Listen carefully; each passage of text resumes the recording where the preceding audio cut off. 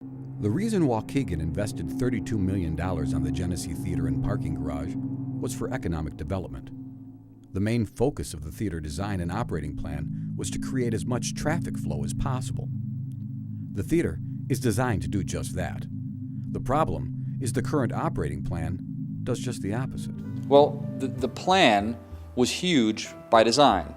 We would give tours and explain to people why we were doing everything, why the balcony was expanded, why we had such fabulous VIP lounges, why we had immense amounts of toilets for the women's restrooms.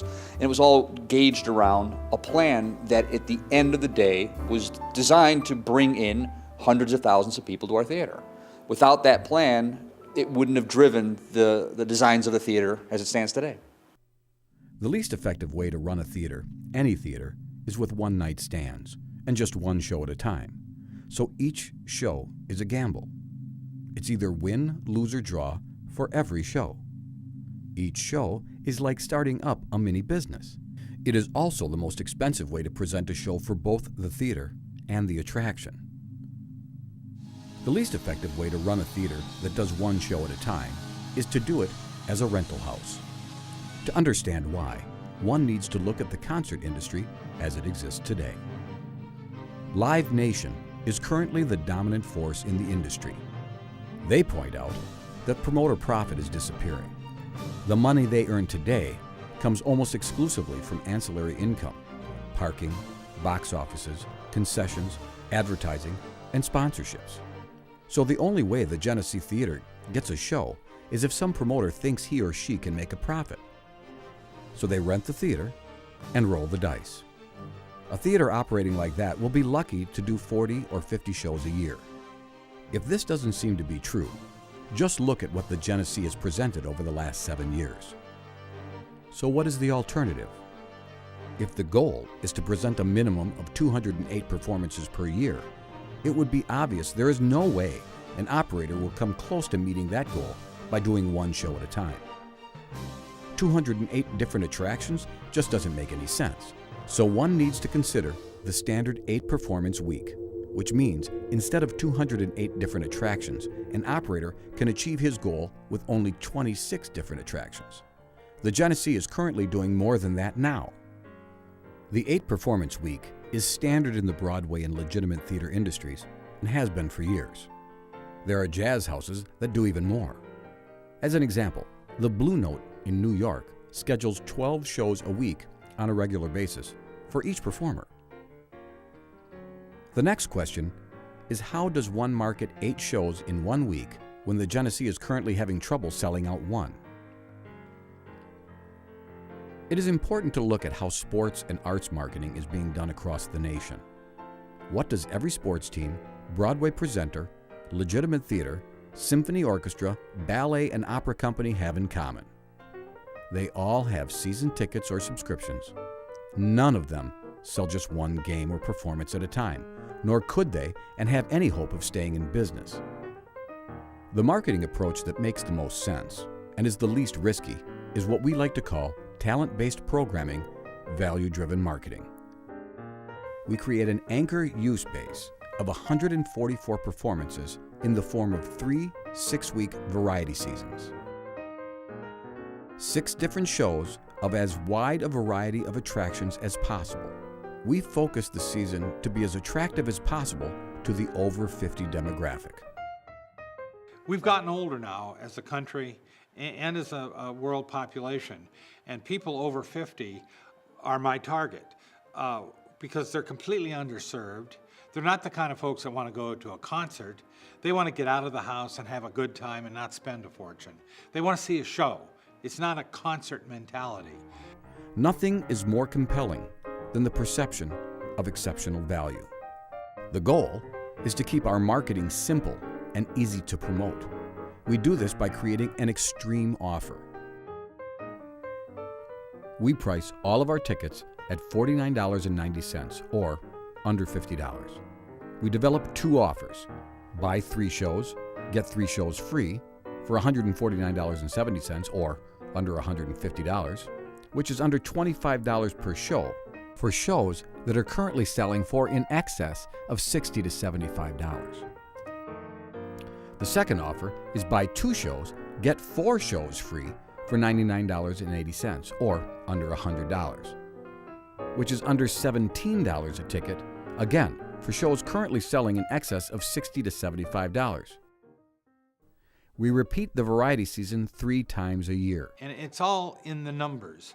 And when you structure selling a package where you're selling a 6-show season and you have $1 million a season to spend on the attraction, you can virtually buy 90 to 95% of all of the attractions that are available in the country. 2 points are worth noting. Number 1, most working attractions will do 8 shows in 1 week for what they would normally get for 2 to 4 one-night stands. And number 2, most quality attractions can sell 2 to 6 times as many single tickets for 8 performances as they would for a one-night stand. In this way, we are using the attractions to create a going concern. We get rid of Ticketmaster and run our own box office. We also run our own concessions. If we can't generate $3 to $5 per person in a theater that has 7 lounges, we should give up our day jobs. And because the theater is now a going concern, it is easy to generate a significant amount of revenue from sponsorships, advertising, and development. It's all quite simple when one breaks down the operation into reasonable, doable pieces. This greatly reduces the risk and institutionalizes the presentations.